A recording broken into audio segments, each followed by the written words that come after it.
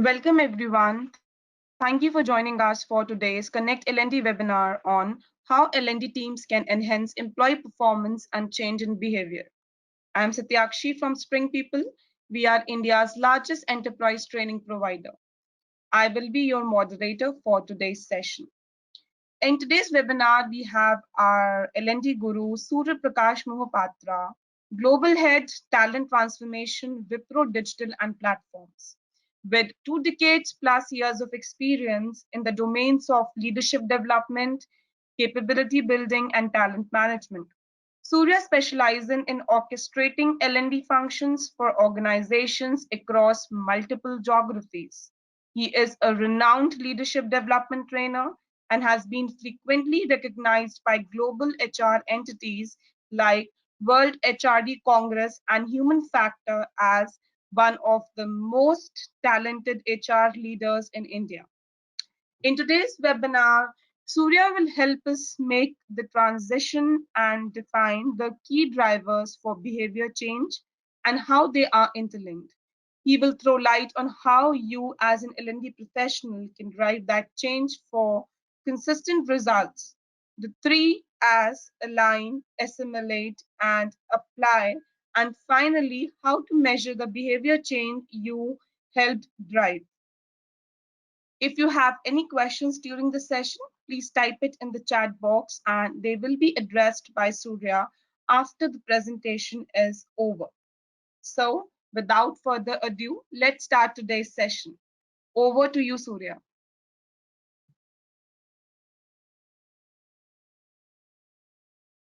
Thank you, Satakshi. Good afternoon. It's a pleasure to be here as part of this webinar organized by Spring People, a very famous, renowned organization in the enterprise learning space. And I'm really happy and excited to be talking to all of you about something which is very, very important. A topic which has been flashing in our minds for many, many years, ever since many of us started our career in the learning and development space. This is one topic which never dies down. Employee performance, behavior change. As we look at the next slide, these two important words, employee performance and behavior change. Why are they important? The simple statement I would like to make before all of you is for L&D, it is not about what we are teaching, it's about the impact of what we are teaching.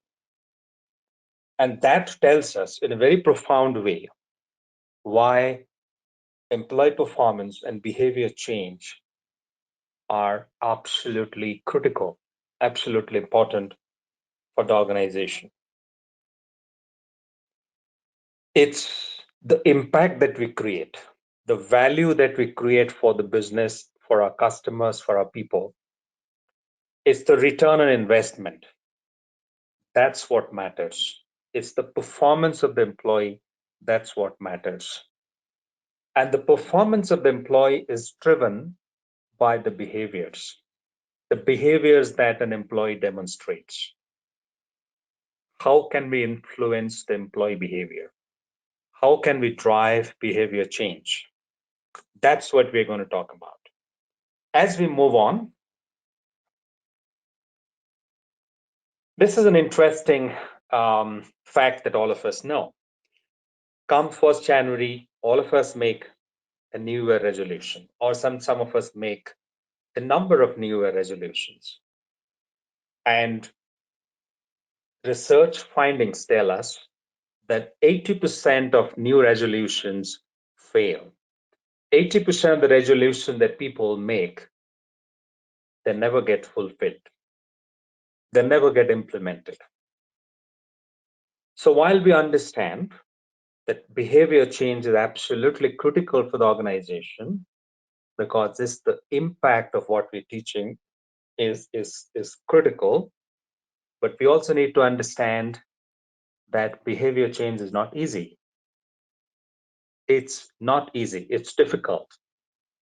80% of the time that we make resolutions about our behaviors, we do not honor our resolutions, our commitments to ourselves.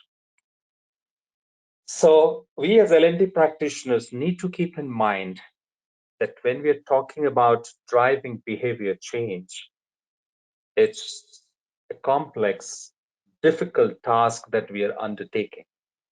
It's not simple, it's not easy.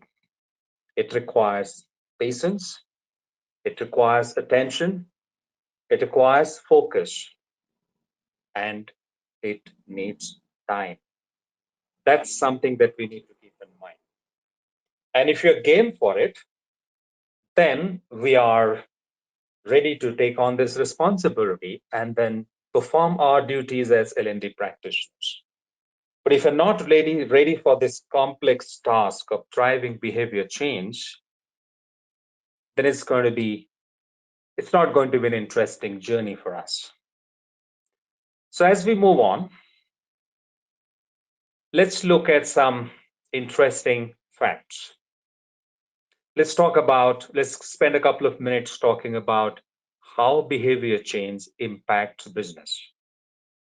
As we work for organizations in the L&D function or in the HR space, and we work towards stitching together L&D interventions and programs which can drive behavior change, it's important for us to understand how behavior change can impact business. Behavior change can increase happiness at the workplace. If people have positive behavior, if they demonstrate the right set of behaviors about customer centricity, about business value, about service orientation, and if they demonstrate the right behaviors at the workplace, they succeed. If they succeed, they become happier as people, as individuals. So it's important for an organization to make sure that they drive the right behaviors, because driving the right behaviors means having happy people in the organization. It enhances productivity. I think it goes without saying. It's understood. If people demonstrate the right behavior, and the right behavior leads to improved performance, of course it improves productivity, efficiency, quality of performance, and so on. Essentially, that also leads to better revenue, enhanced profitability. It means business for the organization. So driving the right behaviors, driving behavior change in the organization drives profitability. It enhances customer satisfaction. It enhances your CSAT. It reduces your DSAT. It enhances your NPS scores. So it goes without saying that behavior change can impact business. It could impact positively if we drive the right behaviors, if we enable our employees to transition to the current behaviors to the right positive behaviors, then it can impact the business positively. Otherwise, it could possibly impact the business negatively. As we move on, let's talk about this. This is a very interesting question that I'm going to ask all of you. What happens to an organization if employee behavior never changes? I think the answer must be very clear in your mind. It's fairly simple. If in an organization the employee behavior does not change, it could possibly mean disaster. Imagine an organization where the employee behavior did not change for months together and for years together. Will that organization survive? For an organization to change, for an organization to adapt to change, adapt to the disruptive environment externally and otherwise, the behaviors of the people need to change. The behaviors of the people must adapt to the environment, to the changes in the industry, to the market space, to the economy. That's why it's absolutely important that organization focuses on driving the right behaviors.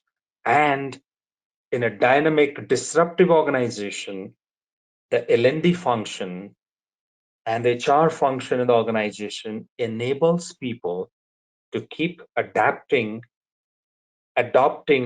inculcating new behaviors as we move through this journey, which is in this VUCA world. So it's absolutely important we understand that behavior change can positively impact an organization. And if employee behavior in an organization does not change at all, it could negatively impact the organization. Essentially, it could become a disaster for the organization, and organization may not survive if the behaviors of people and leaders in the organization do not change. And you can recall many examples of organizations where the leaders and employees have refused to change their behaviors, their beliefs. They have refused to learn new behaviors, and those organizations have perished, have disappeared. So, this essentially tells us how important and critical driving behavior change is for an organization and also for the L&D function. As we move on, before we talk about the how, before we talk about what L&D function, what L&D teams can do to drive behavior change, it's very important to understand some of the fundamentals about behavior change.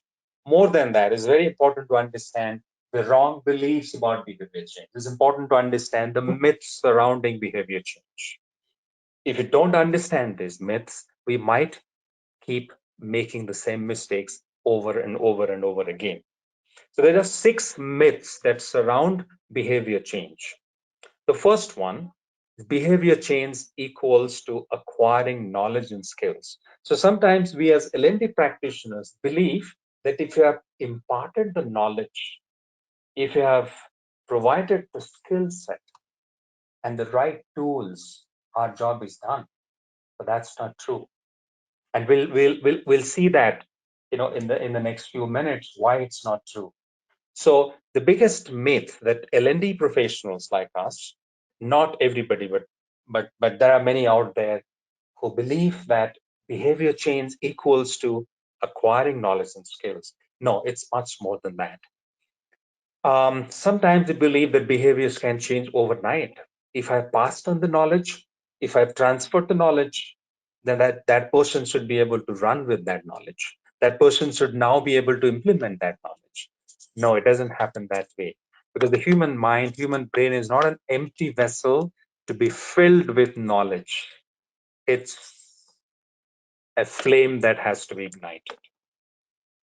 We'll talk more about it. So behaviors actually do not change overnight. It takes time. It requires patience, focus. It requires attention. It requires effort. Behavior change is entirely an individual effort.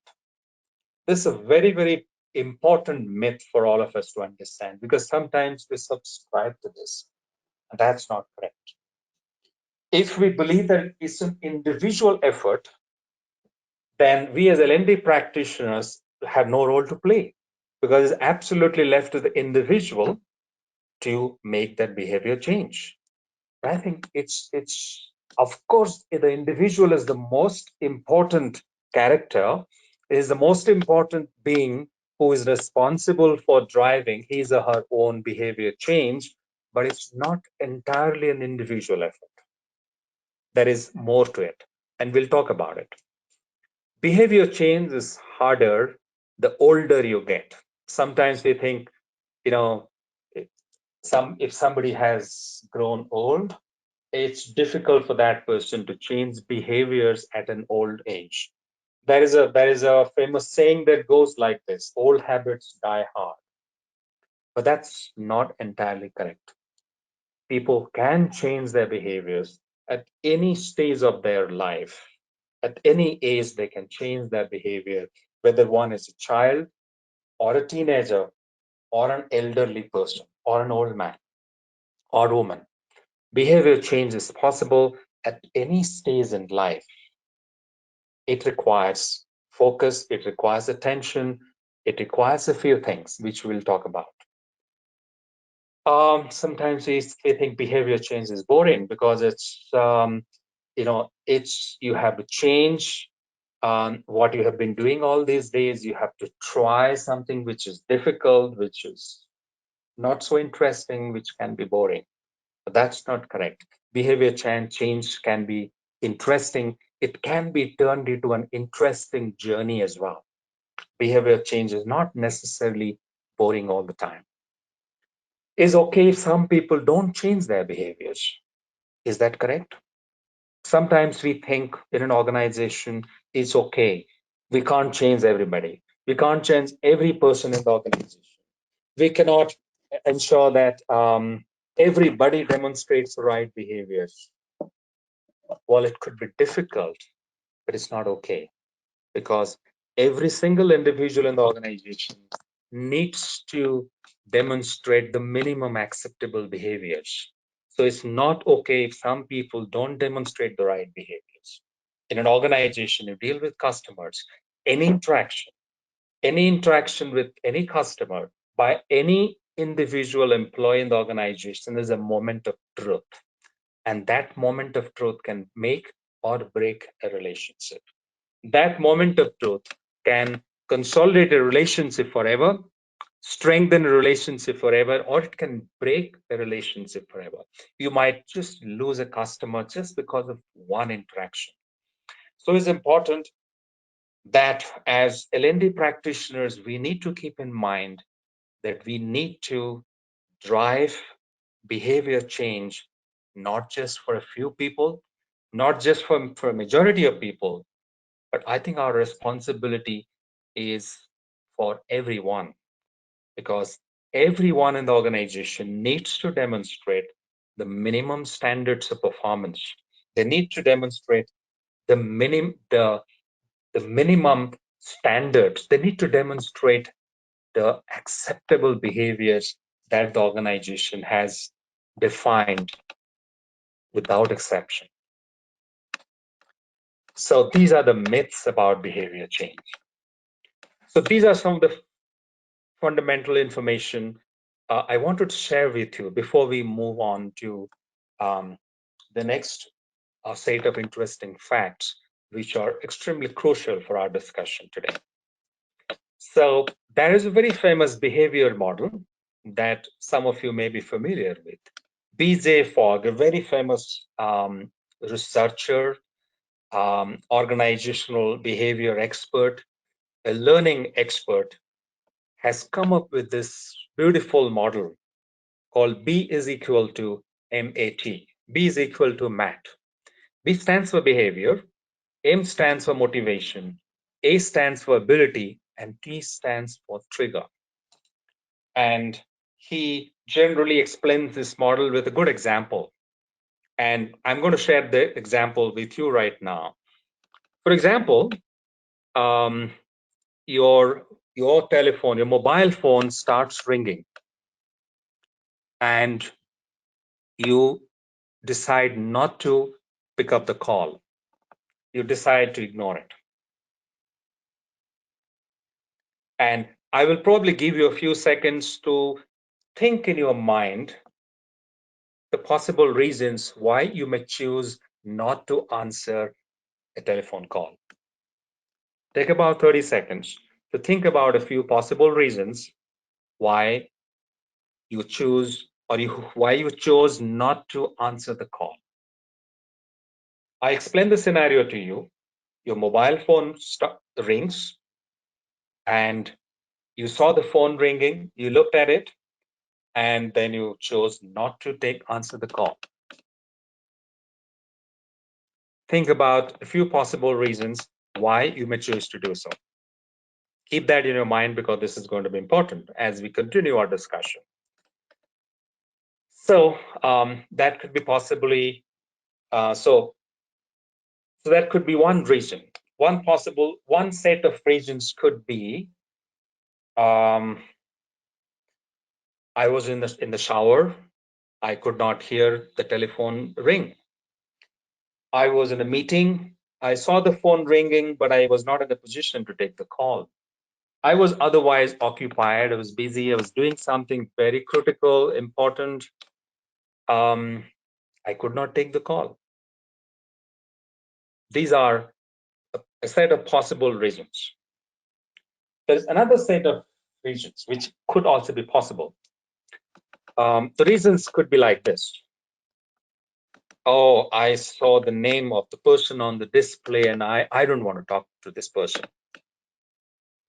Oh, no, I'm not interested in talking to this guy. Oh, I'm not in the right mood to talk to somebody, to talk to anyone now. Well, this could be another set of reasons. I'm not interested. Oh, I hate this guy. I don't want to talk to him. Well, I'm not in the right mood. I'm very upset right now. I don't want to talk to anyone. Second set of reasons. The first set of reasons where I was in the shower or I was in a meeting, I was too tied up, I was working on a project, etc., etc. So in the first set of reasons, all of you, the first set of reasons tell us one thing, that all of you have the ability to answer the call. Just because you were in a meeting, or you were working on an assignment, or you were occupied, or you were taking a shower, you just could not take the call, but you definitely had the ability to take the call. In the second set of reasons, of course, you had the ability to take the call, but you did not, but you lacked something. What is it that you lacked? Friends, you lacked the motivation to take the call. Simply lacked the motivation. So if you look at this example, B is equal to MAT. So there are three things that are essential for an individual to demonstrate a behavior. One is motivation, another is ability, and the third one is a trigger. The phone rang is a trigger. That trigger made you look at the phone and chose not you chose not to answer the call, or you chose to answer the call. So there are three things that are essential to demonstrate a behavior. You are driving your car. You are at the traffic signal. You have stopped because there is a red signal, and the signal after a couple of minutes turns green. Then you start driving. So what are the three things here?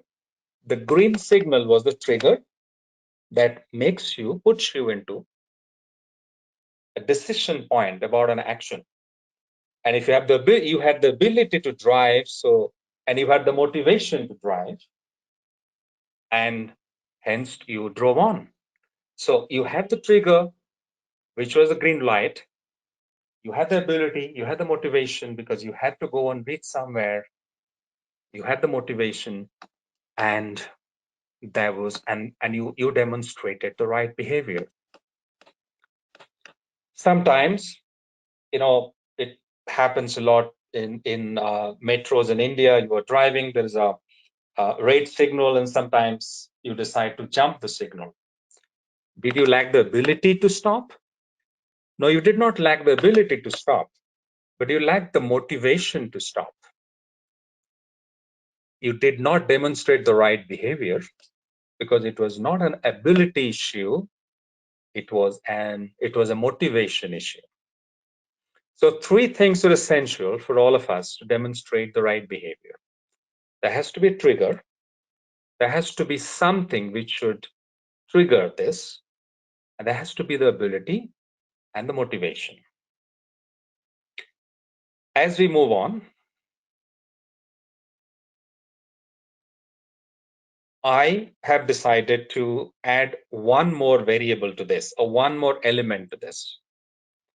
While I have great, profound respect for BJ Fogg, I believe that it's probably a little incomplete. So I've added one more element, one more component to this equation. And there's a C that I have added here is the conditions. So it's not always the ability or the motivation that influences a behavior. It's also your surroundings, your conditions, the culture that where you live in, the organization that you work for, etc., etc. So the conditions are also important. While you understand what is a trigger, what's the ability, what's the motivation, conditions are the environment. Sometimes you may have the ability, you may have the motivation to do your best, but you may not have the right conditions. Your systems may not be working, your technology may not be supportive, your manager may not be supportive, you may not be having the right work environment. um, your the workplace where you're sitting may not be very convenient for you to work. The physical conditions, the surroundings, the other conditions may not be convenient for you to give your best in spite of you having ability and motivation. But sometimes the conditions might force you. You might be really motivated to give your best, but if there are conditions where there's always aggressive timeline pressure and you're always running, in spite of your best motivation, in spite of your ability, you still may not deliver. You might make mistakes because you're racing against time. So conditions are also equally important when we're talking about behaviors. So going back to the same example, so when you're driving, you see the red signal, you have the ability to stop, you have the motivation and the right intent to stop, but your conditions are very different. You are in a state of urgency. You need to reach the hospital for some reason. There is an emergency very, very quickly. So your conditions sometimes force you, probably to demonstrate, because of the conditions surrounding you, you may not demonstrate the right behavior sometimes. So it's important for all of us to understand. And as L&D practitioners, we need to understand these components of behavior change. If you don't understand this, we may not be able to drive the right amount of change that we are really thinking about driving in the organization. As we move on, unfortunately, what happens? Most L&D teams focus on ability. We ignore motivation.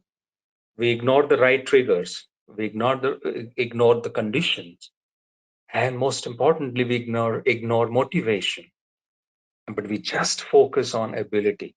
We just focus on imparting knowledge and skills. But that's not enough. Ability alone will not drive positive behavior change. There is a very old saying that all of us are familiar with, that you can take the horse to the water, but you cannot make it drink. So the horse, in spite of having the ability to drink, may not drink just because it's not motivated to drink at that point in time. So merely focusing on ability will not take us or will not give us the desired results that we need to drive for the organization. I would like to share with you an interesting example because we are talking here about motivation. And when we talk about motivation as a very important driver of behavior change, we need to understand that in an organization, there are two kinds of people. The one kinds of people who are intrinsically motivated to do their best, give their best, demonstrate the right behavior. And there is another set of people who are extrinsically motivated to demonstrate or not demonstrate the right behaviors. The people who are intrinsically motivated to demonstrate the right behaviors are the ones who are driven by their inner calling. They're driven by a sense of purpose. They believe it's their moral responsibility, their duty. Typically, we call this the three P's: purpose, passion, and pleasure. When they demonstrate the right behavior, it gives them the happiness, the satisfaction, the pleasure. It sometimes it helps them fulfill the passion. It also sometimes helps them connect with their purpose. The purpose is their sense of responsibility. But their number is fewer in the organization. There is a large set of people who are extrinsically motivated, and they're driven by three R's: return, recognition, risk. So if I demonstrate the right behavior, what I'm going to get in return? Will I get a promotion? Will I get a salary increment? Will I get a better role? What I'm going to get in return? Recognition. Will I be recognized? Will I be known? Will I be rewarded? And the risk. Will I lose something if I don't demonstrate this behavior? Will I get reprimanded? Will I lose my job? Will my promotion be delayed? Am I going to lose something? So extrinsically motivated people are driven by a sense of external stimuli, which actually is essential for them to demonstrate the right behavior. So it's important for us to understand those principles of motivation. How are people generally motivated? Can training do something about it?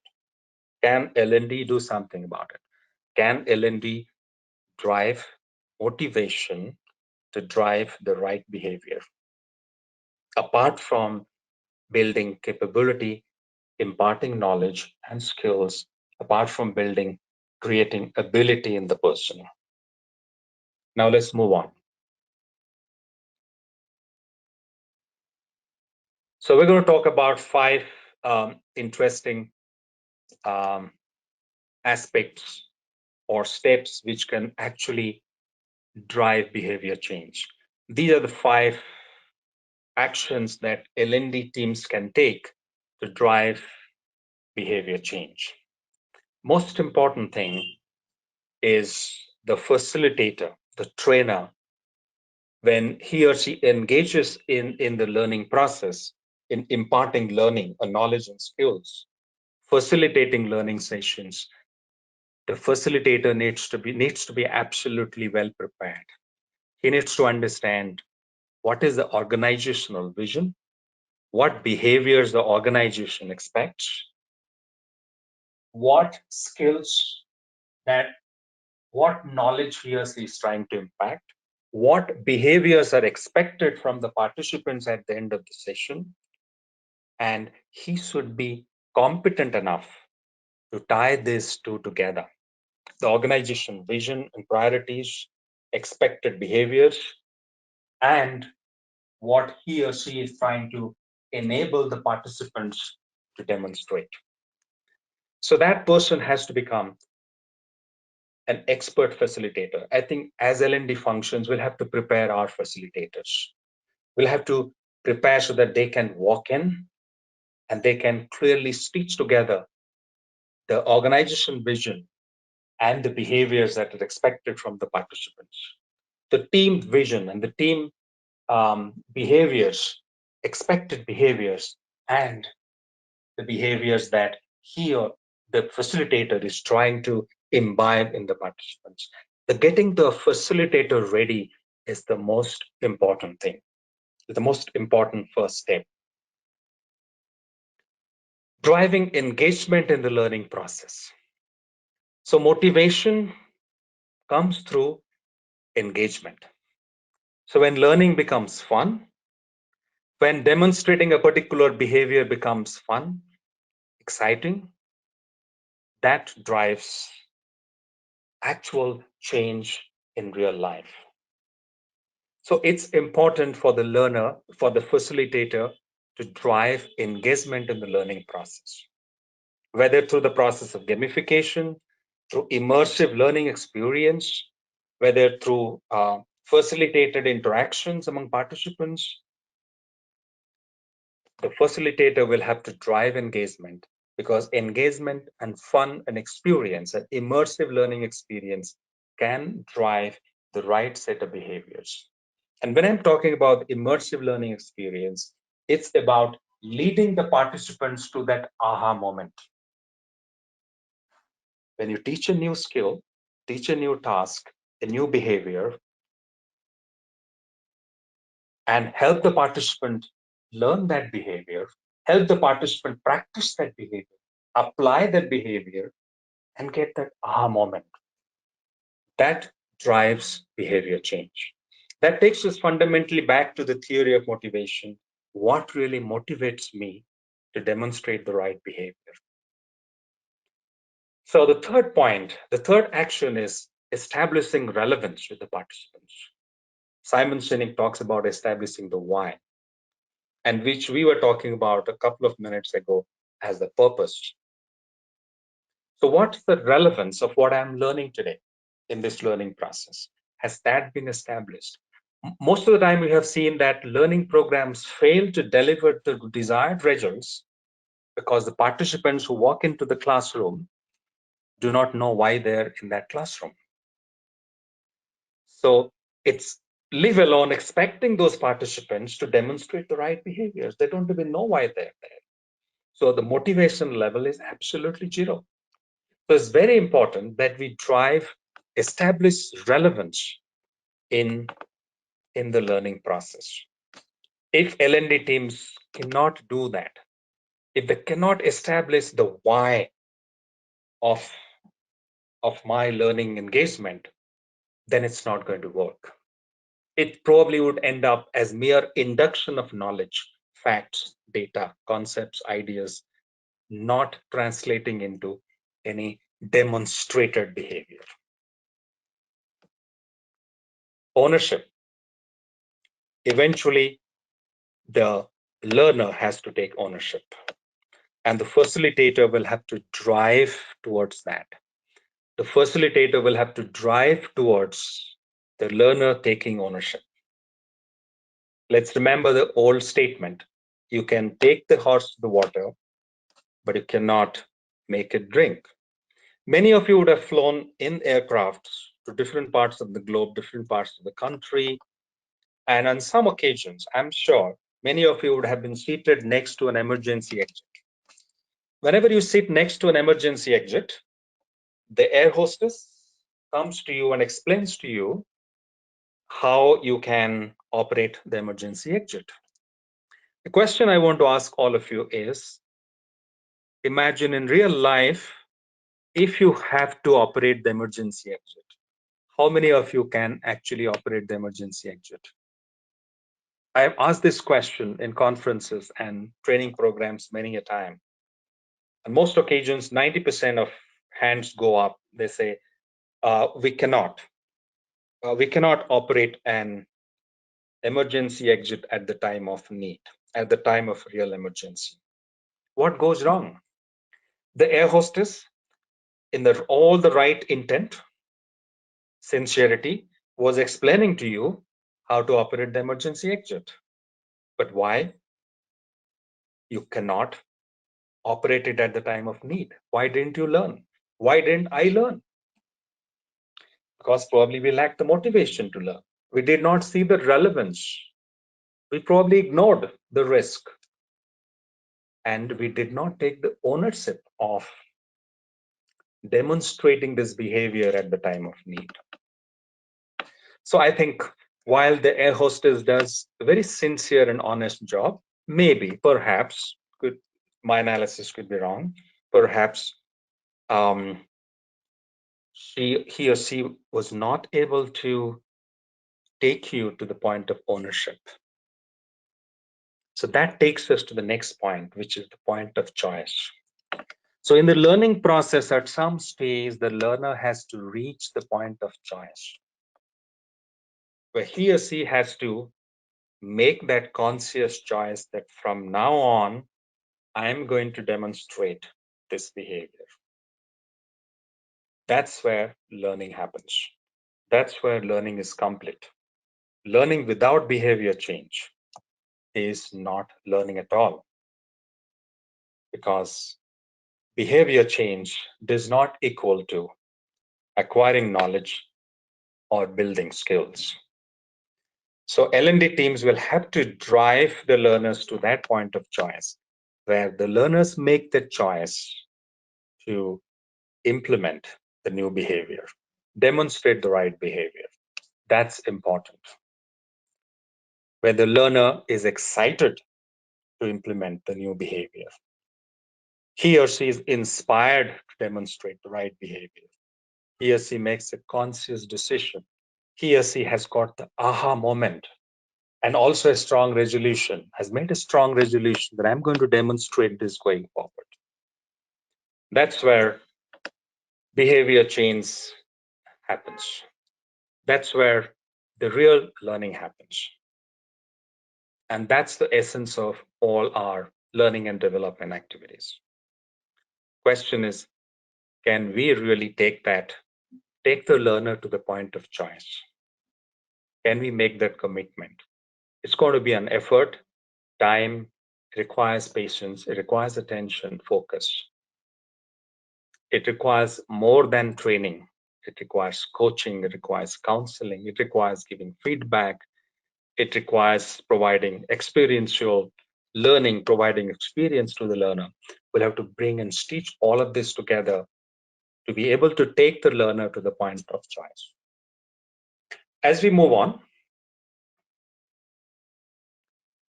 now the question is, how do we really drive sustainable behavior change? Behavior change is not about one aha moment, one um, one moment of positive inspiration. It's not about demonstrating the right behavior once. It's about demonstrating the behavior, the right behavior, again and again and again. I think this is a cyclic process where you begin with discovery, discovering the needs of your organization, the priorities, the goals, the desired behaviors, then customizing your programs which are aligned to those business objectives and priorities, then getting the right executive sponsorship, getting your leaders buy-in, getting sponsorship from the CEO of the organization, from the CXO leaders, from the senior leaders in the organization, that we are committed to this intervention. We are committed to the outcomes of this learning intervention. We we intend to drive these behaviors through this intervention. Then comes your actual training, the training deployment, which then can be reinforced with retention and coaching and feedback, which can be measured through performance evaluation by actually going back and measuring whether the, the behavior has actually been demonstrated by the learner or not. Is it actually translating into real performance? And if you see gaps, go back to discovery again. Again, discovery, customization, again, executive sponsorship, and the next training intervention. And of course, then measuring and reporting it out.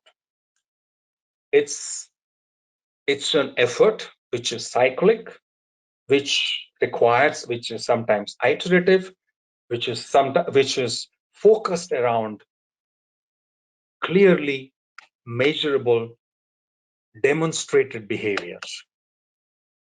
And you don't stop till the time you have achieved the desired outcomes of the behaviors. So these are the steps to drive or produce sustainable behavior change in an organization. Right? So with this, pretty much, we come to the end of this session. As we move on to the next slide, I would like to just thank you for your patient hearing, and here are some of my coordinates if you want to reach out to me. But I would like to pause here, and I would like to hand it over to Satakshi now And if you may have any questions, I would request her to help moderate that so I can try and answer some of them. Over to you.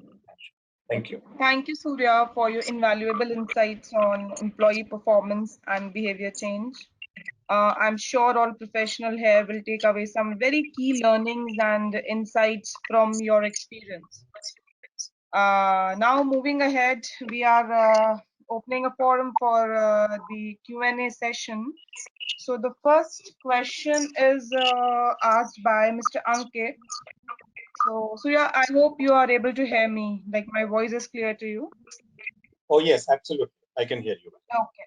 So, first question is, we have often heard learning is a process, not a one-time event. Could you give some use cases to describe how this is achieved? How organizations can transform learning into a process?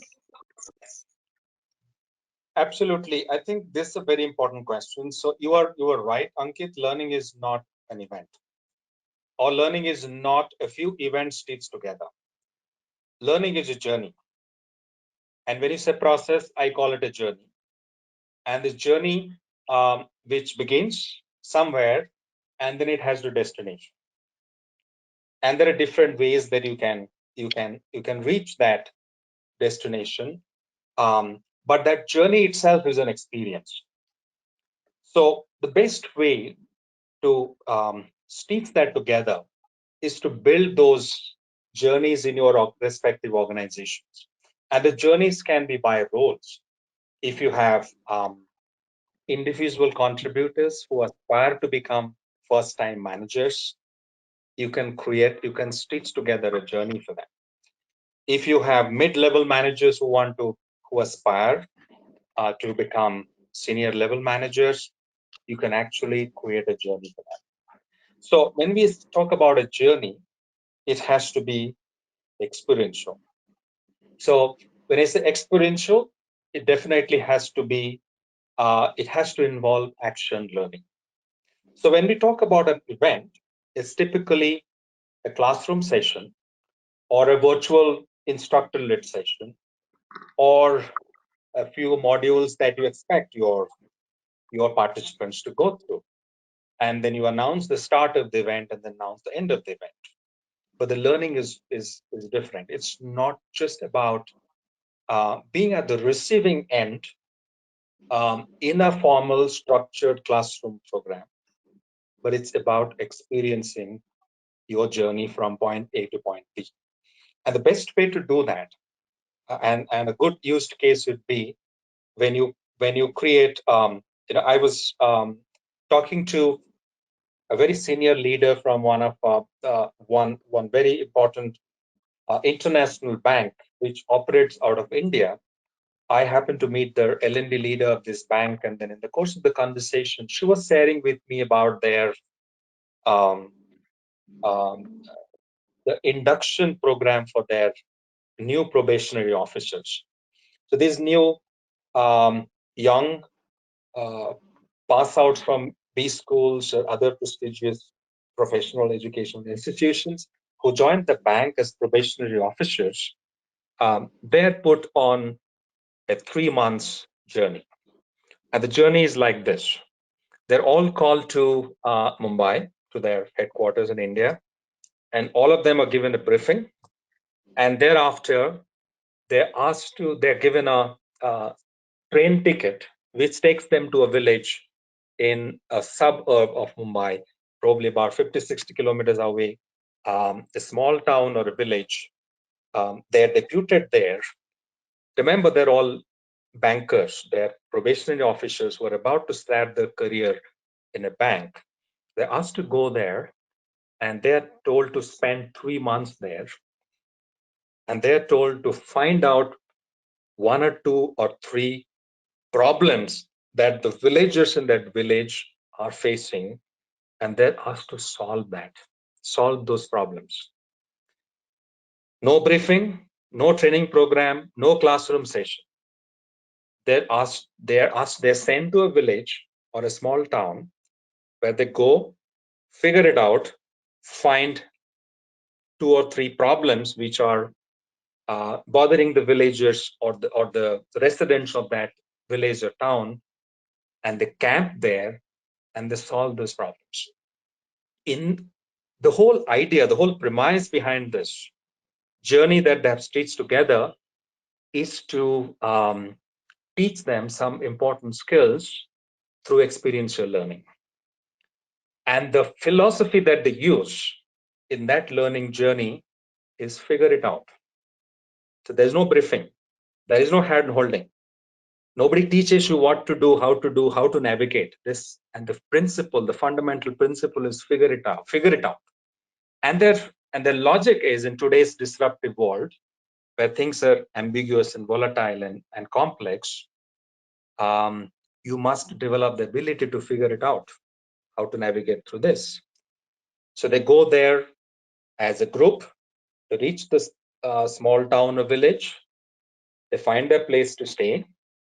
They then try to build relationship, build trust with the villagers, because they must accept them, try and find out the problems. When this group of people who come from different parts of the country and have never interacted with each other, meeting each other for the first time, need to also develop bonding with each other, they may probably go through that forming, through the process of storming, forming, norming, performing stages, etc. They may have conflicts, they may have ego classes, but they have to deal with all of this in an unfamiliar environment, not just survive there, but also thrive. So that's a good used case I wanted to share with you. That could be one extreme where it's absolutely up to the participants to figure it out. But that could be other blended approach where you can combine it with facilitated interventions plus assignments where people actually navigate through. But the whole point I'm trying to make here is for us to drive behavior change, we'll have to make learning experiential. If we don't make learning experiential, then we'll not be able to drive behavior change. If people in the process of the learning journey, as you call learning as a process, if through that process, if they don't become familiar with the behaviors and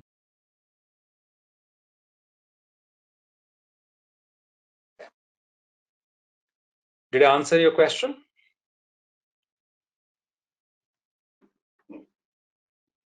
Okay, now we are moving ahead with the second question. And Abhijit and Prabhakar have similar questions. That is, what can be a simple way to calculate ROI on L&D? Okay. I think the way I look at ROI is fairly simple. So it's the return on investment. But the return on investment, the investment is for what? The investment is to achieve a business objective or a business goal. So if you understand the business goal very clearly, if you can quantify the business goal, you can always establish the return on investment. So if you're running a high potential managers program to move managers from one level to another, and if you're putting your 25 best managers through that program, the question that you need to ask before that is why at all I'm doing this program. The fundamental question when we discuss ROI is so what? I'm doing this program. So what? What is objective? What difference is this going to make? So if my business objective is to create a pool of next managers for the next line or managers for a particular band or level, and to meet their objective, I have initiated this high potential development program. At the end of the program, I should be in a position to gauge how many of these people are ready to take on or move on to the next position. How many of them are 100% ready? How many are 80%? How many are 60%? Or whatever percentages. So that will tell you whether the investment into that program was effective or not effective. So the fact of the matter is ROI has to be linked to a quantifiable, measurable business objective.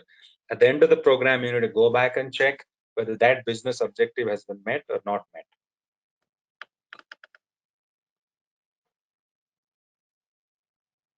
I hope I answered the question. Okay, okay. Now the third question is from Anand Unikrishnan. He wants to know effectiveness of upskilling among L&D specialists specific to behavioral change. I'm assuming the question is about upskilling L&D I'm just professionals. repeating, right? Effectiveness of upskilling among L&D specialists specific to behavior change. Okay, so I think today, if you're talking about L&D specialist, and if you're talking about upskilling in the L&D community itself, I think there are a few challenges that we're grappling with today. One is that the whole world is changing. We're transitioning from an old world to new world. We're moving from classroom training to a virtual environment, training in virtual environment. We are greatly leveraging technology, etc. I think one of the important behaviors that we need to demonstrate is our agility and adaptability of new technologies and new ways of learning. I think that's definitely which is something missing today where we need to invest.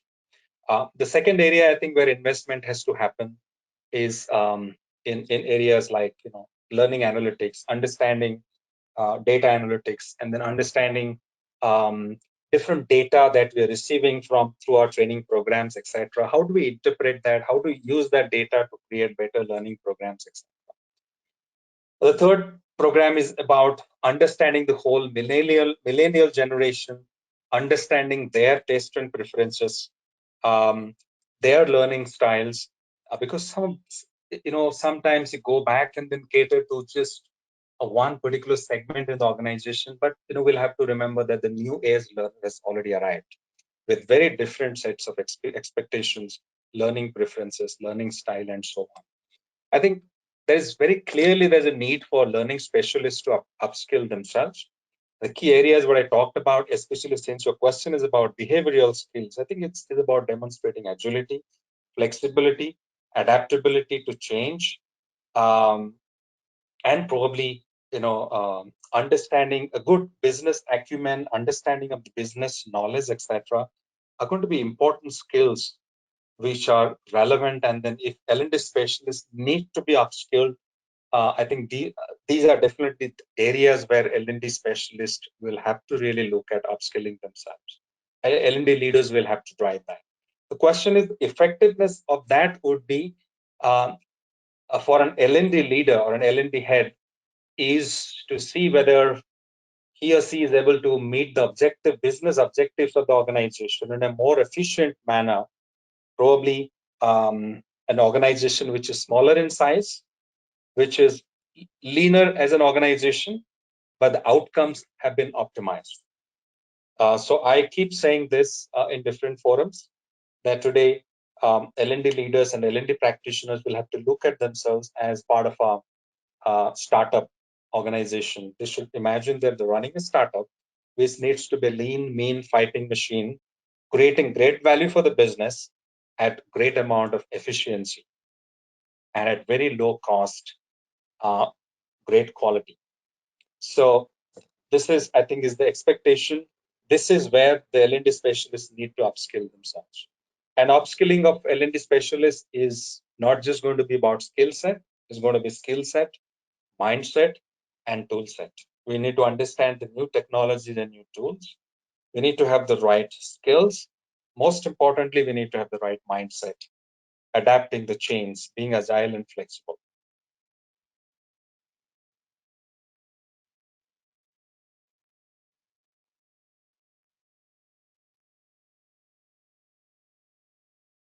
Any other question? Yeah, we have actually, but due to time constraint, we have a lot of questions, but we are picking only the last one.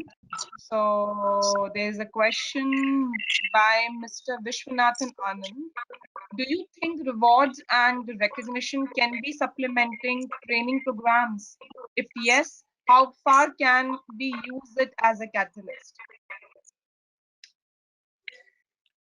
Well, they cannot supplement, they cannot replace each other.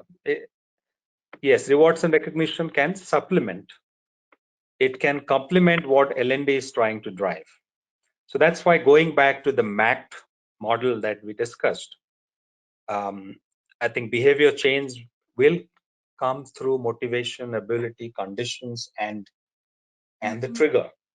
So we need to make sure that all of these are in place to complement each other and supplement each other. Why reward and recognition is important? Because all of us know that when a person is recognized, he or she is motivated to deliver more. But when reward and recognition becomes routine, you expect more, because then you are not satisfied with the same set of rewards that you got in the past. So I think it's a continuous process. So it's not just reward and recognition. I think when somebody is demonstrating the right behavior, we need to give the feedback that you are doing well. We need to recognize that person. Feedback is extremely important. We need to give feedback for course correction. When somebody consistently demonstrates the right behavior, then we need to recognize and reward that person, because that motivates the person to demonstrate the behavior continuously. But the point is, the argument can be that you stop the reward and recognition and people stop demonstrating that behavior. Like sometimes they say that if cops are not there at the traffic junction, many bikers don't wear helmets. So if you have a punitive measure or a reward, you perform, but if you don't see this, if you don't see the return, either a reward or a punitive measure, then you may not demonstrate that behavior. So if it is sustainable behavior, then the desire to change has to come from within. It just can't be externally driven. It can be driven for some time to a point where man is intrinsically motivated. Because one has to be driven by the fact, one has to demonstrate a behavior because he or she wants to demonstrate that, not because he'll be penalized if he's not doing it, or he'll be rewarded if he does it. So that becomes some kind of very formal, regimented discipline. Of course, we'll have to enforce sometimes. Enforcement is essential. I think we'll have to drive to that point of choice, which I was talking about. The point of choice is where the learner makes a choice to implement this behavior, demonstrate that behavior. And that doesn't come overnight. It comes through realization, it comes through self-actualization, it comes through a lot of coaching, counseling, mentoring. When you actually reach to a stage where you believe it's your sense of purpose and sense of responsibility.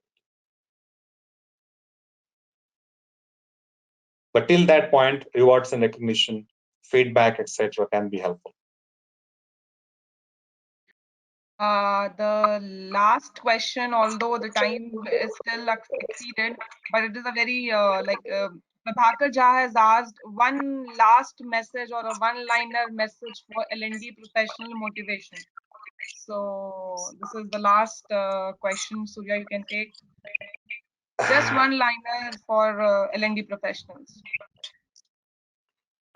Well, I would say that we are here to change. We are here to change behavior. We are here to change people's beliefs and values. We are here to transform people, thereby transform organizations, transform teams, transform nations. So I think we are here to drive transformation. Let's understand the impactful role that each one of us are playing. Our role is not to train. Our role is not just to impart knowledge. Our role is to drive transformation, create value and impact. Very well spoken, Surya. Truly, L&D professionals are here for transformation of an organization. So now we are on the nearly to the end of the session. So thank you, everyone. We appreciate you being here. We shall be sending out the webinar recording to all you participants soon. I request you to kindly provide feedback before signing off, which will help us improve the quality of our future events. Thanks again for joining us today. Signing off on behalf of Team Spring People. Hope to see you again for our next Connect LND webinar. Bye bye.